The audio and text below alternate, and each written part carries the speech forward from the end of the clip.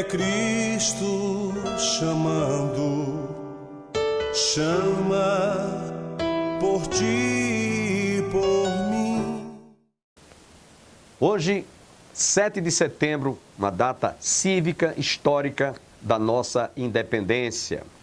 Eu não tenho dúvidas que todo brasileiro, todo cidadão estará hoje, dentro de mais alguns instantes, saindo às ruas para prestigiar e participar deste momento cívico histórico que é a data da nossa independência. E hoje, inclusive, os soldados de Cristo da Igreja do Calvário estarão representando a nossa igreja no desfile em nossa cidade. Queremos aqui convidar a toda a comunidade, a toda a sociedade campinense e você que mora em outras cidades também, a prestigiar esta data cívica, 7 de setembro, participando dos desfiles em sua cidade, em seu estado. Hoje, portanto, estaremos ouvindo no Cada Dia o reverendo Jeremias falando sobre uma eleição diferente. É que nós estamos às vésperas das eleições e estamos tentando aqui mostrar aos nossos patriotas como você deve agir, como você deve tratar, como você deve considerar essa responsabilidade de todo cidadão honrar o seu voto, dando um voto de confiança àqueles que você julga que pode mudar a história deste país. Com vocês, o Cada Dia.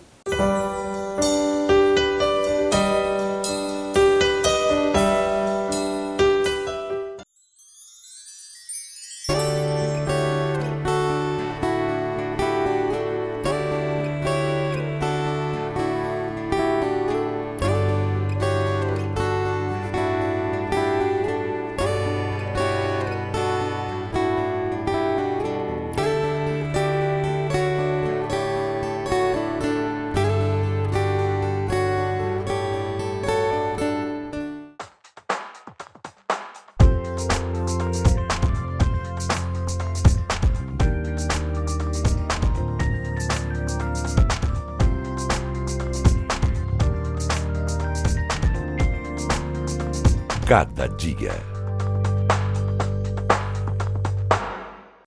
Olá, como vai? Há esperança para o nosso Brasil? Dizem que podemos mudar com o nosso voto o destino do nosso povo. Mas vai eleição, vem eleição e as denúncias de corrupção, desvio de verbas, falcatruas, conchavos e até mesmo crimes sempre acontecem. E alguns candidatos dizem acreditar em Deus, buscar a justiça do reino de Cristo, falam em ética e, quando assumem o poder, se esquecem de todas as promessas que fizeram. As eleições estão próximas e perguntamos: você tem esperança de dias melhores? O que você acha que tem de melhorar em nosso país? Acho que a educação ela é base para um povo melhor e, em consequência, eu acho que a qualidade dos nossos políticos, os nossos políticos têm uma qualidade muito ruim. Principalmente segurança, a violência está assim demais, a saúde também, enfim, um pouco de tudo. Eu gostaria muito que os políticos tivessem na consciência, eliminasse esse caos que é a corrupção. O Brasil precisa de gente que tenha moral para nos representar. Precisa de renovação, eu acho que não precisa de renovação. Já ficaram muito tempo no poder. E o povo tem que pensar bem no votar, porque as promessas estão aí, a corrupção está aí. Fundamental é a educação, depois a impunidade. Hoje temos muita impunidade no país. Enquanto isso não for resolvido, as coisas não vão melhorar. O que podemos fazer para mudar o cenário de corrupção, injustiça e impunidade do nosso país? Uma eleição diferente. Este é o assunto do programa Cada Dia de hoje. Não fique de braços cruzados. Alguma coisa precisa ser feita. Você tem esperanças para esse nosso mundo moderno? Tem esperanças no futuro do Brasil? No destino da sua cidade? Na proposta de alguns candidatos? Mudando o governo, vamos ter uma aplicação mais séria dos recursos públicos? Vamos ter mais empregos, menos miséria e um combate sério da corrupção? Não se deixe levar por qualquer propaganda enganosa. A mudança ou a manutenção do governo não resolvem por si só os problemas graves da nossa gente, das nossas cidades, do nosso país. Em sua opinião, qual deve ser o papel da igreja diante da corrupção no governo? Normalmente nós, cristãos, nós condenamos a corrupção, mas deixamos de tratar temas que envolvem os debates políticos. E a outra coisa também é conhecer os candidatos, né? Eu penso que nós devemos fugir dessa ideia de que existe uma agremiação política, um partido político que seja mais puro do que o outro. Não. Nós vamos encontrar esse assunto, né, da distorção dos cargos públicos, das funções públicas, em todos os partidos. Não existe um que seja mais puro ou santo do que o outro. E isso também dentro do próprio viés da questão religiosa. Vejam que nós tivemos um presidente que era luterano, Geisel. Nós tivemos um presidente ateu, o Fernando Henrique. E tivemos um presidente também que se dizia católico, que é o Luiz Inácio Lula. E nos 3 governos, a gente encontra o viés também da corrupção. Então, essa questão de dizer, olha, é porque é desta religião, é de outra, isso também não se resolve. Uma outra pista que eu entendo importante para a igreja é incentivar aquelas pessoas que têm vocação política. Eu acho que isso é importante. Nós precisamos de cristãos sérios. Com esses viés, nós, os cristãos, estaremos cooperando para que haja, no mínimo, uma conscientização de que a corrupção existe. Não esquecendo disso, né? O profeta Jeremias já dizia que enganoso é o coração mais do que todas as coisas e desesperadamente corrupto. Então, eu penso que nós também, com a mensagem do Evangelho, devemos tentar transformar o entendimento das pessoas acerca de uma compreensão da vida e dizer que cada um tem a sua vocação em qualquer área, mas sempre no benefício, no serviço ao próximo, ao semelhante e, sobretudo no nosso caso, a serviço da nossa nação. Dentro da perspectiva cristã, não é o sistema ou a forma de governo que corrompe os governantes ou fazem deles bons ou maus administradores. O pecado está enraizado no interior do ser humano. Tal pecado se manifesta na sede e busca do prazer, do poder e da propriedade. Portanto, haverá sempre no mundo inteiro a tendência de se criar miséria, injustiça e opressão. Diante deste quadro, o cristão não se torna um pessimista ou fatalista, dizendo não há jeito, tudo está perdido. Ao contrário, o cristão é desafiado todos os dias a exercer sua influência na sociedade onde vive.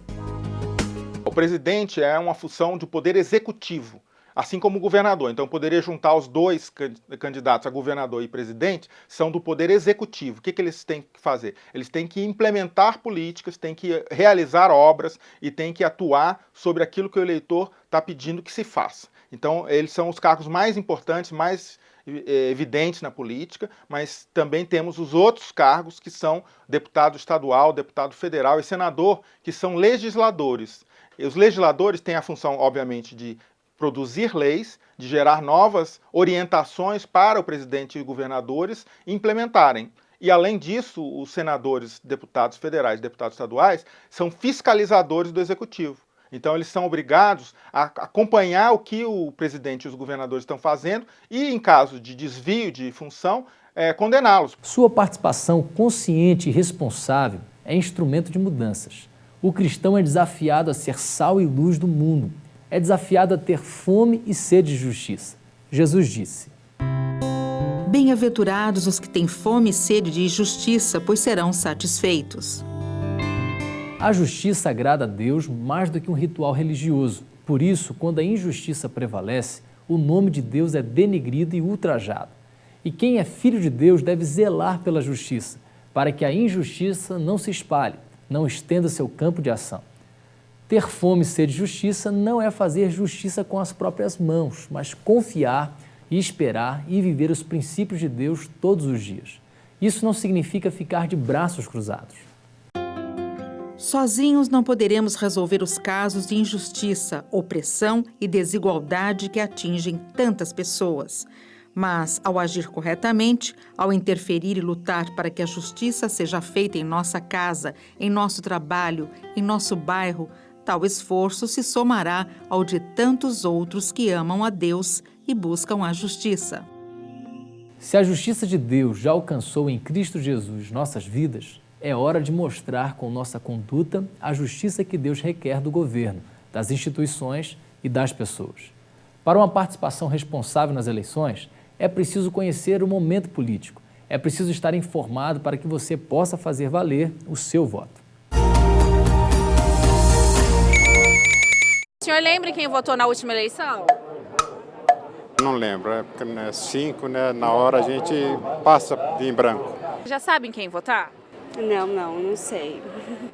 A dúvida é maior também na parte de deputado estadual, federal, que são muitos, né? Essa é a dúvida mesmo. Você lê sobre política? Não leio. Não se interessa? Não me interessa, não leio muito não. Por que, Ayrton? Chega nessas horas só falsidade, mentira. Não vai mudar em nada. E você acha um pouco difícil de entender esse meio político? Acho que para mim é um pouco. Acho difícil. Com todas essas dúvidas que nós encontramos dos eleitores nas ruas, nós viemos até um cientista político, o Dr. Valeriano Costa, que vai nos dar dicas de sites, blogs que têm informações sobre os candidatos. Doutor, quais são os principais sites, blogs que fornecem informações aos eleitores?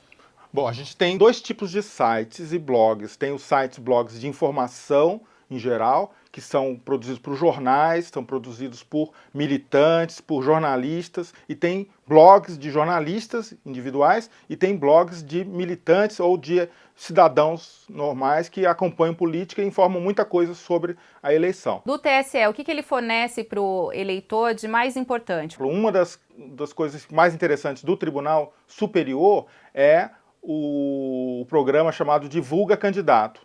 Divulgação de candidaturas. Aqui você pode entrar no site e procurar os candidatos do seu estado. E aí você seleciona se você quer deputado federal, estadual ou então senador e vai saber a situação de cada um dos candidatos, se ele é em situação regular ou irregular. São muitos deputados, né? Só em São Paulo, mais de 1.400. Como que o eleitor como ele faz para selecionar um deputado federal ou um deputado estadual? Bom, se ele não tem um candidato em que ele quer repetir o voto, então ele tem que procurar um candidato novo. Para encontrar um candidato novo, ele precisa definir algumas coisas para ele mesmo. Por exemplo, o que eu gostaria que um candidato apoiasse? Se eu me interesso por um tema ou se eu me interesso, por exemplo, para defender uma região. Tenho aqui um segundo site oficial, que é o TRE, que é o Tribunal Regional Eleitoral de São Paulo. Então, aqui em São Paulo, eu posso, por exemplo, encontrar muitas questões. Tem um bem legal que é denúncia online, por exemplo. Aqui eu posso entrar no denúncia online e aí denunciar algum tipo de irregularidade. E aí isso aqui ficará incógnito, você não vai ser revelado como denunciante, você pode ajudar a ter uma eleição mais limpa, né? E temos os outros sites que são de organizações não governamentais, por exemplo, como eu tenho aqui, por exemplo, o Congresso em Foco, que é um site importante, e o DIAP, que é o Departamento Intersindical de Assessoria Parlamentar, que também fazem avaliações e cobrem todo tipo de perfil dos candidatos. Além de todos esses sites de pesquisas, o eleitor também pode buscar informações em aplicativos desenvolvidos para celulares, como, por exemplo, o Voto versus Veto. Professora, aqui a gente pode ver informações sobre os governadores e os presidentes, né? Aqui tem a proposta, e a pessoa pode votar ou vetar, né? Qual que é o mais interessante desse aplicativo?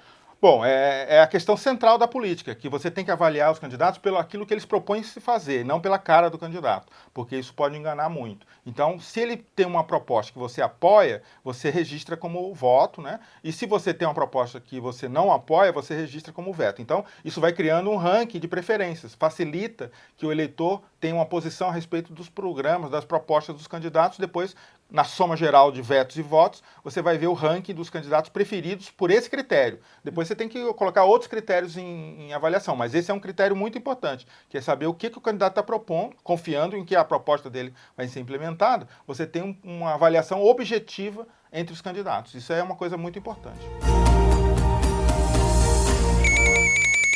Não importa o sistema ou a forma de governo, Deus é fonte suprema de toda a ordem e de todo princípio de autoridade. Não importa se os governantes sejam ateus, agnósticos ou religiosos, serão sempre servos e ministros de Deus para a implantação da ordem e da justiça, e a Deus deverão prestar contas. Assim, no seu sentido fundamental, política aponta para tudo que diz respeito à nossa participação na sociedade. Participação inevitável. Somos seres sociais. É óbvio que o voto, em muitos países do mundo, não é um voto obrigatório. Então a gente discute frequentemente se o voto deve ser obrigatório ou não. Independentemente disso, né, o voto é um direito e deve ser exercido por quê? Quando você se omite da política, o que acontece? Você está dando espaço para um outro eleitor mandar na sua vontade, porque ele vai votar e o voto dele vai contar. O seu não vai contar. Você vai parecer como se não existisse na política. Então não adianta simplesmente não votar, porque você não está criticando ninguém, né? Você está se omitindo e está deixando que o outro vote por você e escolha por você. Eu estou vislumbrando dias melhores. E a mudança tem que ser agora. Sempre tem que ter esperança. A gente não pode desistir, né? A gente tem um caminho longo, mas a gente vai conseguir. A minha esperança nunca tem fim. Eu sempre tenho esperança. Por isso que acho que eu estou aqui ainda no Brasil e vou continuar aqui. Eu amo o Brasil. Você é sacerdote de Deus nesse mundo de trevas, ou seja, a ponte de ligação entre Deus e os seres humanos. Não cruze os braços, saia por aí transformando o mundo ao seu redor em nome de Cristo. O tempo passa, mas os princípios de Deus não mudam. O ser humano hoje vive em outro mundo, mas os seus problemas íntimos e suas necessidades permanecem as mesmas. Uma eleição diferente. Queremos continuar com este tema com o reverendo Jeremias Pereira, depois de um pequeno intervalo. Então, continue aí. Cada dia é um livreto com meditações curtas para todos os dias do ano. Contém um texto da Bíblia e uma oração. Tudo isso para ajudar você a exercitar sua vida espiritual. Leia uma mensagem por dia antes de sair da sua casa em algum intervalo ou com toda a sua família. Ligue para 0800 119 105 para receber gratuitamente em sua casa o primeiro exemplar do Cada Dia. Comece bem o seu dia lendo Cada Dia. Olá, gente boa! Que o nosso amado Salvador lhe conceda a paz, força e coragem. Nesses dias de eleição que se aproxima, é preciso coragem para decidir. Vou ler um texto da Bíblia para começar a conversa. Vamos lá? Filipenses 3:20. Pois a nossa pátria está nos céus, de onde aguardamos o Salvador, o Senhor Jesus Cristo, o qual transformará o nosso corpo de humilhação para ser igual ao corpo da sua glória, segundo a eficácia do poder que ele tem de até subordinar a si todas as coisas. Somos cidadãos de duas pátrias. Vivemos no Brasil e nossa pátria verdadeira é nossa pátria celestial, de onde nós aguardamos o Salvador Jesus.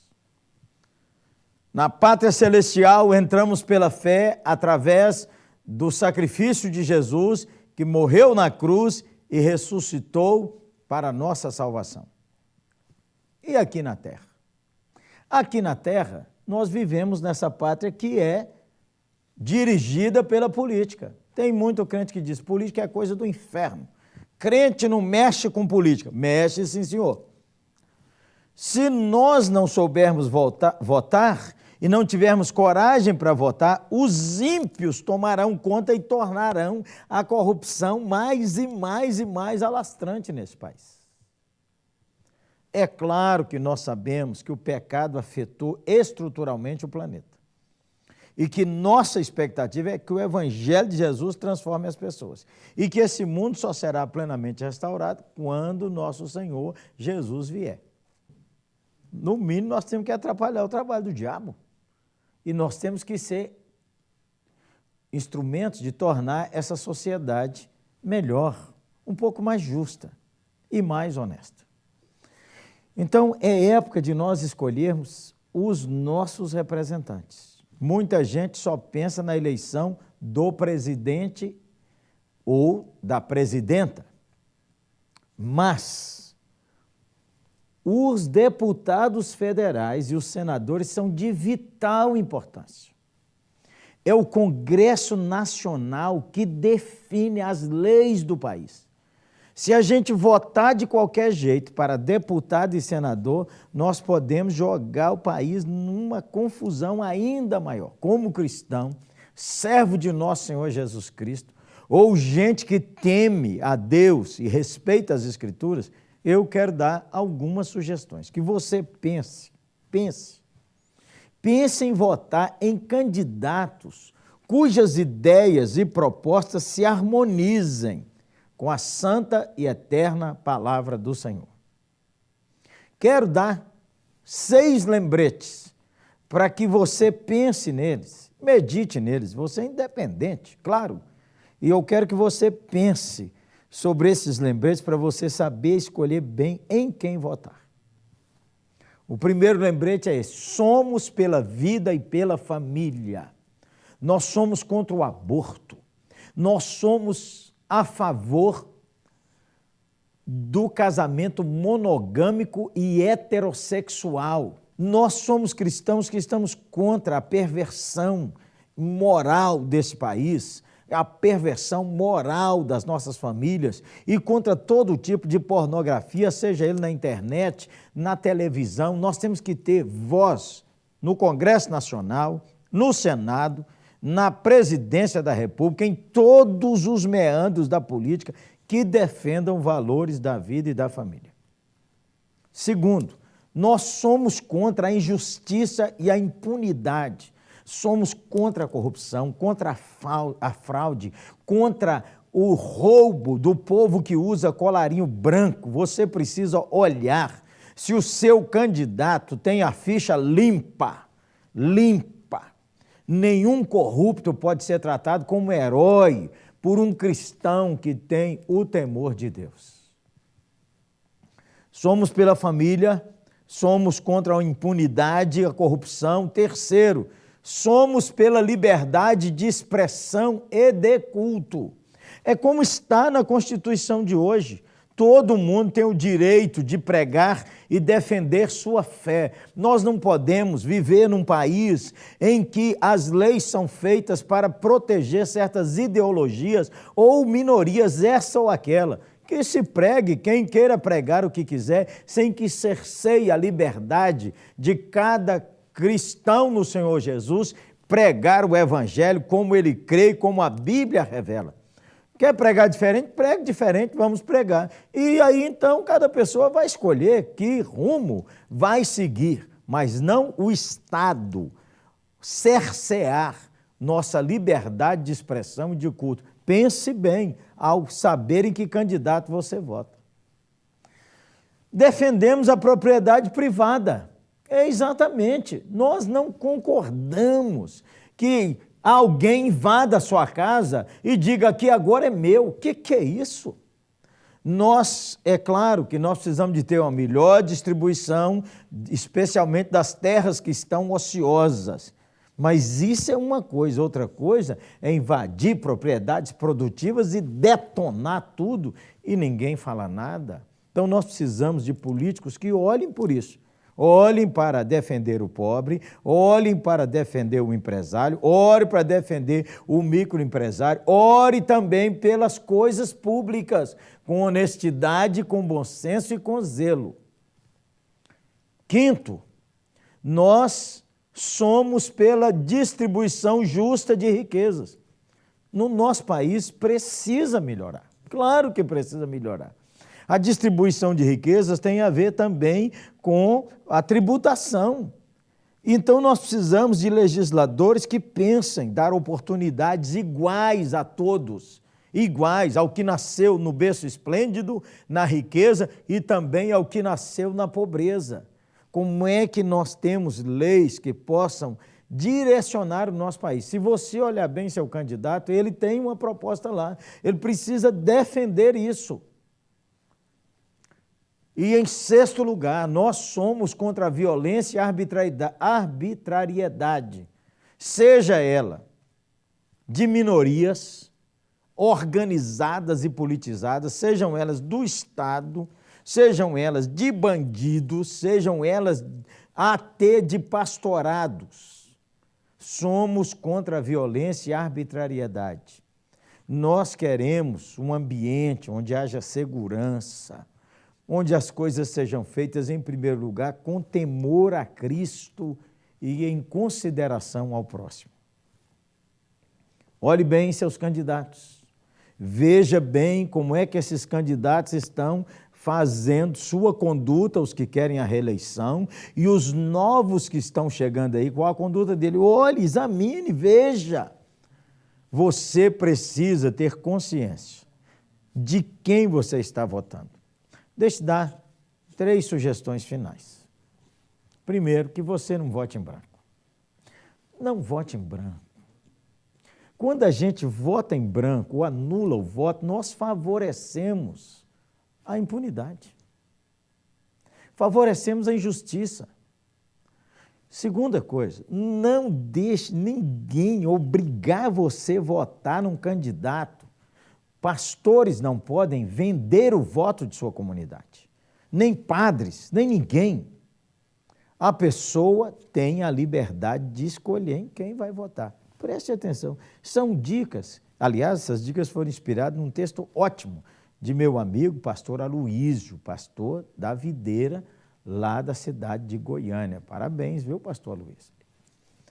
Então, gente boa, nesse tempo de eleição é uma oportunidade de você manifestar a sua opinião. Agora, obedecendo às Escrituras, você e eu precisamos sempre orar e abençoar os nossos governantes, independente do partido. Eles são os nossos governantes, oramos por eles, pedimos que eles sejam pessoas justas, orientadas, que tenham temor a Deus. Isso desde vereadores, prefeitos, deputados estaduais, governadores, deputado federal, senadores que fazem as leis e o presidente ou a presidente desse amado Brasil que o Senhor nos deu como a segunda pátria, porque nossa primeira pátria é no céu, onde habita nosso Senhor Jesus. Amém? Vamos orar pelas eleições. Vamos? Senhor, nós pedimos ao Senhor coragem, sabedoria para cada um votar nessas próximas eleições. E nós oramos para que o temor do Senhor caia sobre o Brasil, o temor do Senhor caia sobre todos os candidatos e candidatas, e nós oramos que o Senhor abençoe cada um que está se candidatando, sua família, sua vida, o Senhor fale ao seu coração. Mas nós oramos, Senhor, para o Senhor desfazer o plano do inferno de tornar o Brasil um país sem direção, um país dominado pela corrupção, pela imoralidade, pela pornografia, um país dominado por valores que detonam a família, um país sem liberdade de expressão. O Senhor guarda o nosso Brasil dessas coisas segundo a tua bondade. Eu oro desde já agradecendo o presidente ou a presidente que será eleita. Oro agradecendo pelos deputados e senadores que serão escolhidos. Mas eu oro acima de tudo, para que nessas eleições haja paz no nosso Brasil e o nosso povo tenha temor a Cristo, temor à tua palavra ao fazer sua escolha. Eu clamo que o Brasil seja abençoado, porque o Brasil seja mesmo um lugar onde nosso Senhor Jesus seja amado. Em nome de quem eu oro. Amém e amém. Se você quiser nos visitar, a Igreja do Calvário está situada às margens do Açude Velho, esquina com o Parque da Criança, confluência ali no Giradouro do início da Avenida Brasília. Temos escola dominical neste domingo, às 9 horas, culto divino às 18 horas, às terças-feiras, culto de oração para a família e às 18 horas, culto divino. Que todos tenham um bom dia, um bom final de semana e até a próxima segunda-feira, se Deus quiser.